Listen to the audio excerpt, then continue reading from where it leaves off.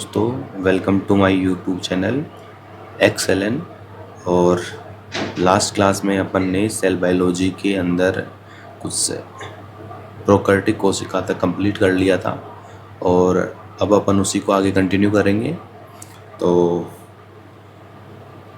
स्वागत आपका मेरे इस चैनल पे और अपन इस टॉपिक को कंटिन्यू करते हैं। पर उससे पहले यदि आपको मेरी ये जो क्लासें हैं, ये जो समझाने का मेथड्स आपको अच्छा लग रहा हो तो आप वीडियो को लाइक कीजिए, इस चैनल को सब्सक्राइब कीजिए और बेल आइकन को दबा दीजिए ताकि जब भी मैं न्यू वीडियो अपलोड करूं तो आपको वो सबसे पहले देखने को मिल जाए।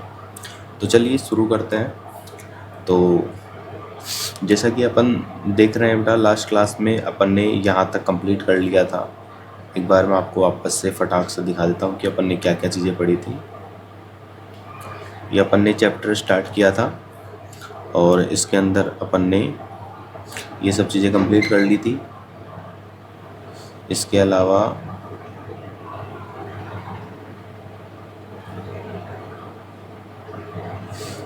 अपन ने ये सब चीज़ें प्रोकैरियोटिक कोशिका के बारे में सब कुछ पढ़ लिया था। अब अपन आता है बेटा यूकैरियोटिक कोशिका, और यूकैरियोटिक कोशिका के अंदर ये जो आप देख रहे हो बेटा, इसके अंदर ये जो आपको दिखाई दे रहा है, ये दो कोशिकाओं के डायग्राम यहाँ पे दिए हुए हैं। एक तो है प्रोकैरियोटिक कोशिका जो कि पहले अपन ने पढ़ ली, और ये जो दो डायग्राम है ये है यूकैरियोटिक कोशिका के, जिसमें एक है प्लांट सेल और एक है बेटा एनिमल सेल। ये ऊपर वाली जो आपको दिखाई दे रही है ये तो है बेटा प्लांट सेल, और जो नीचे वाली आपको दिखाई दे रही है ये है बेटा एनिमल सेल। सबसे पहले तो आपको कुछ डिफरेंस पता होना चाहिए बेटा कि ये जो प्लांट सेल है इसके अंदर आपको दो चीज़ें याद रखनी है। एक तो होती है इसमें कोशिका भित्ति और दूसरी होती है बेटा कोशिका झिल्ली। सबसे पहले तो इसके बाद में इसमें होता है बेटा साइटोप्लाज्म या कोशिका द्रव। इसके अलावा इसमें जो मेन होता है वो होता है बेटा केंद्रक। केंद्रक के अलावा इसमें केंद्रक आवरण होता है। इसके अलावा इसके अंदर आपको केंद्रिका भी देखने को मिलती है। इसके अलावा कुछ सेल ऑर्गेनेल देखने को मिलते हैं, जैसे कि आपको इसमें खुरदरी अंतःप्रद्रवी जालिका या चिकनी अंतःद्रवी जालिका। इसके अलावा आपको इसमें ये केंद्रक उपकरण के अलावा इसको गोल्जी उपकरण भी कहते हैं या गोल्जी कोई भी कहते हैं। गोल्जी काय के अलावा आपको इसमें एक बहुत बड़ी ये रसदानी दिख रही होगी।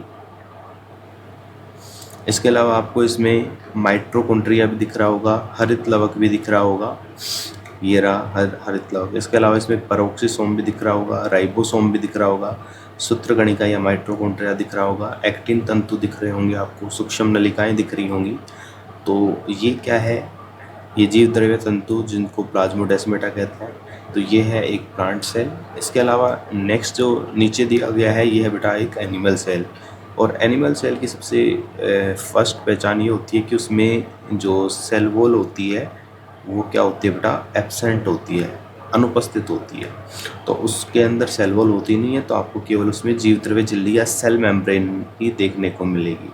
तो ये याद रखना। इसके अलावा इसमें केंद्रक भी होता है। इसके अलावा केंद्रिका, केंद्रक आवरण, इसके अलावा चिकने अंतःप्रद्रवी जालिका, इसके अलावा इसमें गोल्जी बॉडी भी होता है, ये रहा। इसके अलावा राइबोसोम होता है, लाइसोसोम होता है, पेरोक्सिसोम होता है।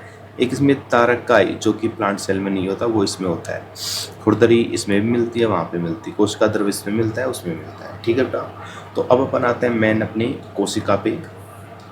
तो आपकी जो मेन जो दूसरी कोशिका है वो है बेटा यूकैरियोटिक कोशिकाएं, या हिंदी में इनको बोलते हैं समीम केंद्र की। वो वाली प्रोकैरियोटिक को बोलते हैं असमीम केंद्र की। ठीक है बेटा। तो सभी आद्य जीव, पादप प्राणी, कवक में यूकैरियोटिक कोशिकाएं होती हैं। यूकैरियोटिक कोशिकाओं में झिल्लीदार अंगकों की उपस्थिति के कारण कोशिका द्रव्य विस्तृत कक्ष युक्त प्रतीत होता है। यूकैरियोटिक कोशिकाओं में झिल्ली में केंद्रक आवरण युक्त सुव्यवस्थित केंद्रक मिलता है। क्या कह रहा है कि सभी आद्य जीव का मतलब क्या होता है बेटा, आद्य जीव का मतलब होता है प्रोटिस्टा। प्रोटिस्टा की बात कर रहा है ये। प्रोटिस्टा, प्लांटी, एनिमल और फंगस, ये सब किस में आते हैं बेटा? यूकैरियोटिक जीवों में आते हैं, क्योंकि इनके अंदर क्या पाई जाती है? यूकैरियोटिक कोशिकाएं। यूकैरियोटिक कोशिकाओं में झिल्लीदार अंगों की उपस्थिति, यानी कि उनके अंदर ऐसे एक सेल ऑर्गेनल होते हैं जिनमें क्या पाई जाती है? झिल्ली का पाई जाती है या मेम्ब्रेन पाई जाती है।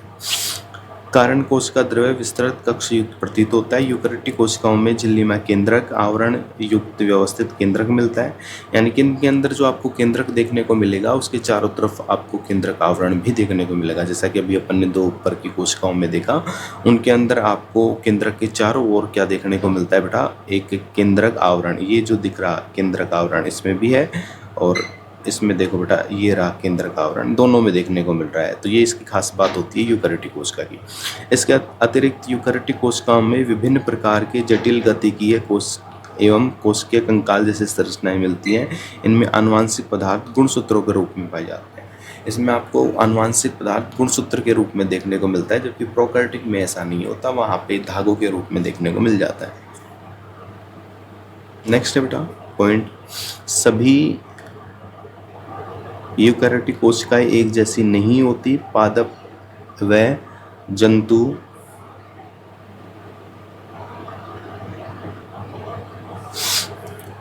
सभी यूकैरियोटिक कोशिकाएं एक जैसी नहीं होती। पादप व जंतु कोशिकाएं भिन्न होती हैं। पादप कोशिकाओं में कोशिका भित्ति, लवक, एक बड़ी केंद्रीय रसदानी मिलती है, जबकि प्राणी कोशिकाओं के अंदर ये चीज़ें क्या होती हैं बेटा? एब्सेंट होती हैं। एक सेल वॉल, एक जो लवक होता है वो, एक जो बड़ी केंद्रीय रसदानी होती है जिसको वैक्यूल कहते हैं, वो एब्सेंट होती है। प्राणी कोशिका या एनिमल सेल में ये नहीं मिलती।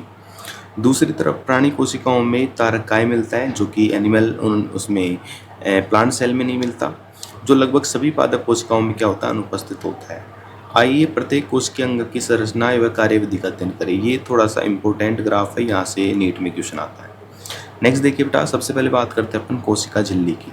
तो वर्ष 1950 में इलेक्ट्रॉन सूक्ष्मदर्शी की खोज के बाद कोशिका झिल्ली की विस्तृत संरचना का ज्ञान संभव हो सका। मतलब जैसे ही अपन ने इलेक्ट्रॉन सूक्ष्मदर्शी की खोज की तो अपन चीज़ों को और भी ज़्यादा अच्छे तरीके से देखकर उनकी स्टडी करने में सक्षम हो गए। इसी बीच मनुष्य की लाल रक्त कणिकाओं की कोशिका झिल्ली के रासायनिक अध्ययन के बाद जीव द्रव्य झिल्ली की संभावित संरचना के बारे में जानकारी प्राप्त हो सकी। जो आरबीसी होती है उसकी जो सेल मेम्ब्रेन होती है उसको अपने डिटेल से स्टडी कर ली। अध्ययनों के बाद इस बात की पुष्टि हुई कि कोशिका झिल्ली मुख्यतः लिपिड, प्रोटीन और कार्बोहाइड्रेट में उसमें होता है। उसको याद रखना बेटा, ये थोड़ा याद रखना है, बनी होती है। इसमें प्रमुख लिपिड फास्फोलिपिड होता है जो 2 सतहों में व्यवस्थित होता है। लिपिड झिल्ली के अंदर व्यवस्थित होते हैं जिनका ध्रुवीय सिरा बाहर की ओर। लिपिड जो होता है कुछ इस प्रकार से होता है, ये इसका हेड होता है और ये होता है बेटा इसका टेल। ठीक है, तो ध्रुवीय सिरा है ये वाला, और ये क्या है? पूंछ इसकी अध्रुवीय। ठीक है, तो ध्रुवीय सिरा बाहर की ओर होता है और जल भीरू उच्च सिरा जो हाइड्रोफोबिक पूंछ होती है वो अंदर की तरफ होती है। इससे सुनिश्चित होता है कि संतृप्त हाइड्रोकार्बन की बनी हुई अध्रुवीय पूंछ जलीय वातावरण से सुरक्षित रहती है। इसके आपने फ्लूइड मोजेक मॉडल के अंदर सेल मेम्ब्रेन की स्ट्रक्चर बनाई होगी और उसमें आपने लिपिड को कुछ इस प्रकार से बनाया होगा, अंदर की तरफ एक लेयर बना करके। इसके अतिरिक्त फास्फोलिपिड झिल्ली में कोलेस्ट्रॉल भी होता है जो कि इसको थोड़ा सा मजबूत बनाता है। कोशिका झिल्ली में पाए जाने वाले लिपिड घटक फास्फोग्लिसराइड के बने होते हैं। बाद में जैव रासायनिक अनुसंधानों से यह स्पष्ट हो गया कि कोशिका झिल्ली में प्रोटीन, कार्बोहाइड्रेट भी पाया जाता है। तो प्रोटीन, कार्बोहाइड्रेट और लिपिड ये तीनों चीज़ें क्या होती है बेटा? सेल मेम्ब्रेन में पाई जाती हैं। विभिन्न कोशिकाओं में प्रोटीन लिपिड का अनुपात भिन्न भिन्न होता है। मनुष्य की रुधिराणु यानी कि इरिथ्रोसाइट यानी कि आरबीसी की झिल्ली में लगभग 52% प्रोटीन और 40% लिपिड। यहाँ से क्वेश्चन आता है बेटा, डायरेक्ट डेटाबेस क्वेश्चन है। झिल्ली में पाए जाने वाले प्रोटीन को अलग करने की सुविधा के आधार पर 2 अंगभूत और व परिधीय प्रोटीन भागों में विभक्त कर सकते हैं। तो परिधीय प्रोटीन झिल्ली की सतह पर होता है, जबकि अंगभूत यानी कि जो इंट्रिंसिक प्रोटीन होती है अंदर की ओर, आंशिक या पूर्ण रूप से झिल्ली में धसे होते हैं। कोशिका झिल्ली के उन्नत नमूना 1972 में दो वैज्ञानिक बेटा सिंगर और निकोलसन द्वारा प्रतिपादित किया गया, जिसे तरल किमिर नमूना या फ्लूइड मोज़ेक मॉडल क्या बोलते हैं इसको, फ्लूइड मोज़ेक मॉडल, जिसे फ्लूइड मोज़ेक मॉडल या तरल किमिर नमूने के रूप में व्यापक रूप से स्वीकार कर किया गया, जो चित्र अपन देखेंगे आगे है। इसके अनुसार लिपिड के अर्ध तरलीय प्रकृति, जो लिपिड होता है उसकी लिक्विड प्रकृति होती है, के कारण फास्फोलिपिड द्विस्तरीय के भीतर प्रोटीन पार्श्विक गति करता है। झिल्ली के भीतर गति करने की क्षमता उसकी तरलता पर निर्भर करती है, यानी कि जो लिपिड होता है वो उसको तरलता प्रदान करता है और प्रोटीन उसके अंदर गति करती है, जिसकी वजह से चीज़ें अंदर बाहर होती हैं। आगे देखना बेटा, ये डायग्राम दिया हुआ है, ये थोड़ा सा इंपॉर्टेंट डायग्राम है। इसमें ये जो आपको बीच बीच में आपको धसी हुई दिख रही है, ये वाली,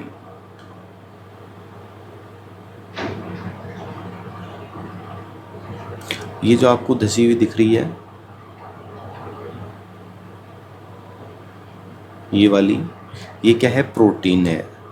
और ये जो आपको दिख रहा है ये वाली, ये क्या है, लिपिड की एक परत, ये लिपिड की दो परत। तो लिपिड की बाइलेयर हो गई, इसके अलावा ये आर पार प्रोटीन हो गई, ये इंटरनल प्रोटीन हो गई, ठीक है। ये फास्फोलिपिड की है, द्विस्तर है। इसके अलावा ये क्या हो गई, प्रोटीन के परिधीय प्रोटीन बाहर की तरफ, ये अंदर की तरफ, बीच में कोलेस्ट्रॉल है, ठीक है। नेक्स्ट देखना बेटा, झिल्ली की तरलीय प्रकृति के कारण जैसे कोशिका वृद्धि, अंतरकोशिकीय संयोजन का निर्माण, स्त्रवण, अंतःकोशिकीय कोशिका विभाजन, ये जो झिल्ली की लिक्विडीय नेचर होती है, इसकी वजह से झिल्ली कुछ कार्य कर पाती है, जैसे कि एक्सपेंशन, अंतरकोशिकीय संयोजन, कोशिकाओं के साथ में क्या करना, थोड़ा सा संयोजन करना, स्त्रवण किसी चीज़ का सिक्रेशन करना, अंतःकोशिकीय या कोशिक सेल डिवीजन आदि कार्य ये इस वजह से कर पाती है। जीवद्रव्य झिल्ली का सर्वाधिक महत्वपूर्ण कार्य यह है कि इससे अणुओं का परिवहन, इससे क्या होता है बेटा, जो मॉलिक्यूल्स होते हैं उनका ट्रांसपोर्ट होता है, अणुओं का परिवहन होता है। यह झिल्ली इसके दोनों तरफ मिलने वाले अणुओं के लिए चयनित पारगम्य है। चयनित पारगम्य मतलब इसके दोनों तरफ जो भी मॉलिक्यूल्स हैं उनको ये सेलेक्टेबल तरीके से क्या करती है, ट्रांसपोर्ट करती है। कुछ अणु बिना ऊर्जा की आवश्यकता की झिल्ली से होकर आते हैं, जिसे निष्क्रिय परिवहन कहते हैं। उदासीन विलय सांद्रता प्रवणता के अनुसार जैसे उच्च सांद्रता से निम्न सांद्रता की ओर विसरण द्वारा इस झिल्ली से होकर जाता है। नॉर्मली क्या होता है, ये परिवहन दो प्रकार का होता है बेटा, एक तो एक्टिव ट्रांसपोर्ट, एक होता है पैसिव ट्रांसपोर्ट। एक तो होता है सक्रिय और एक होता है बेटा निष्क्रिय। सक्रिय के अंदर तो एटीपी की रिक्वायर्ड होती है और इसमें एटीपी नहीं चाहिए। ये जो सांद्रता प्रवणता होती है उसके अनुसार नहीं होता, और ये क्या होता है, सांद्रता प्रवणता के अनुसार होता है। मतलब इसमें पदार्थ अपनी अधिक सांद्रता से कम सांद्रता की हो जाते हैं, और इसमें पदार्थ अपनी कम सांद्रता से अधिक सांद्रता की ओर जाती है, जिसमें एटीपी की ज़रूरत होती है। किसकी ज़रूरत होती है, एटीपी की। तो जल भी इस झिल्ली से उच्च सांद्रता से निम्न सांद्रता की ओर गति करता है। विसरण द्वारा जल के प्रवाह को क्या बोलते हैं बेटा, परासरण बोलते हैं। चूंकि ध्रुवीय अणु जो अध्रुवीय लिपिड द्विसतह से होकर नहीं जा सकता, उन्हें झिल्ली से होकर परिवहन के लिए झिल्ली के वाहक प्रोटीन, कुछ ऐसे भी मॉलिक्यूल्स होते हैं जो कि लिपिड सतह से नहीं जा सकते, इसलिए उनको प्रोटीन के अंदर से गुजारा जाता है और इसको सुसाध्य परिवहन बोला जाता है, फैसिलिटेटेड डिफ्यूजन। कुछ आयन या अणुओं का झिल्ली से होकर परिवहन उनकी सांद्रता प्रवणता के विपरीत, जैसे निम्न सांद्रता से उच्च सांद्रता की ओर होता है। इस प्रकार की परिवहन हेतु ऊर्जा आधारित प्रक्रिया होती है, जिसमें एटीपी का उपयोग होता है। वही एक्टिव ट्रांसपोर्ट की बात कर रहा है, जिसे सक्रिय परिवहन कहते हैं। यह एक पंप के रूप में कार्य करता है, जैसे कि सोडियम आयन या पोटेशियम आयन पंप, जो कि आपकी झिल्ली के अंदर होते हैं, जो कि एटीपी के द्वारा रेगुलेट होते हैं। नेक्स्ट जो है वो है बेटा कोशिका भित्ति। आपको याद ही होगा कि कवक व पौधों की जीवद्रव्य झिल्ली के बाहर पाए जाने वाली दृढ़ निर्जीवीय आवरण को क्या बोलते हैं, सेल वॉल या कोशिका भित्ति कहते हैं। कोशिका भित्ति कोशिका को केवल यांत्रिक हानियों और संक्रमण से ही रक्षा नहीं करती, बल्कि यह कोशिकाओं के बीच आपसी संपर्क बनाए रखने एवं अवांछनीय वृद्ध अणुओं के लिए अवरोध प्रदान करती है। तो कोशिका भित्ति केवल संक्रमण या कोई भी मैकेनिकल डैमेज से ही उसको प्रोटेक्ट नहीं करती, इसके अलावा जो आप कोशिकाएं होती हैं उनसे भी कनेक्टिविटी बनाए रखने का काम भी करती है प्लाज्मोडेस्माटा के द्वारा। इसके अलावा अवांछनीय जो वृद्ध अणु होते हैं उनके लिए क्या करती है, बैरियर का काम करती है। शैवाल की कोशिका भित्ति सेलुलोज, ग्लैक्टेन, मैनोज व खनिज जैसे कैल्शियम कार्बोनेट की बनी होती है, यहाँ से क्वेश्चन आया हुआ है। जबकि दूसरे पौधों में यह सेलुलोज, हेमीसेलुलोज पौधों की बात कर रहा है, ये शैवाल की बात कर रहा है। पैक्टिन प्रोटीन की बनी होती है, प्रोटीन भी आएगा यहाँ पे। नवपादप कोशिका यानी कि जो न्यू प्लांट सेल होती है उनकी कोशिका भित्ति में स्थित प्राथमिक भित्ति में वृद्धि की क्षमता होती है जो कोशिका की परिपक्वता के साथ में घटती जाती है। यानी कि जो न्यू सेल होती है उसकी जो सेल वॉल होती है थोड़ी सी लचीली होती है, लेकिन जैसे जैसे वो मेच्योर होती जाती है थोड़ी सी हार्ड हो जाती है। वह इसके साथ कोशिका के भीतर की तरफ द्वितीय भित्ति का निर्माण होने लगता है। नेक्स्ट है मिडिल नेमिला। मध्य पटलिका मुख्यतः कैल्शियम पैक्टेट की बनी होती है, कैल्शियम और मैग्नीशियम पैक्टेट की, Ca और Mg पैक्टेट, ये याद रखना, बनी होती है, बनने से तो होती है, जो आसपास की विभिन्न कोशिकाओं को आपस में चिपकाए व पकड़े रहती है। कोशिका भित्ति एवं मध्य पटलिका में जीवद्रव्य तंतु प्लाज्मोडेस्माटा आड़े तिरछे रूप में स्थित रहते हैं जो आसपास की कोशिका द्रव्य को जोड़ते हैं। यानी कि ये दो सेल हैं और ये इनकी कोशिका भित्ति, और इनके अंदर ये क्या होता है, प्लाज्मोडेस्माटा, जो कि कोशिकाओं को जोड़ने का कार्य करते हैं। तो बाकी अपन बेटा ये नेक्स्ट क्लास में पढ़ेंगे। अभी अपन ने सेल वॉल और सेल मेम्ब्रेन कंप्लीट की। अगर आपको ये वीडियो अच्छी लगी हो तो वीडियो को लाइक कीजिए, चैनल को सब्सक्राइब कीजिए।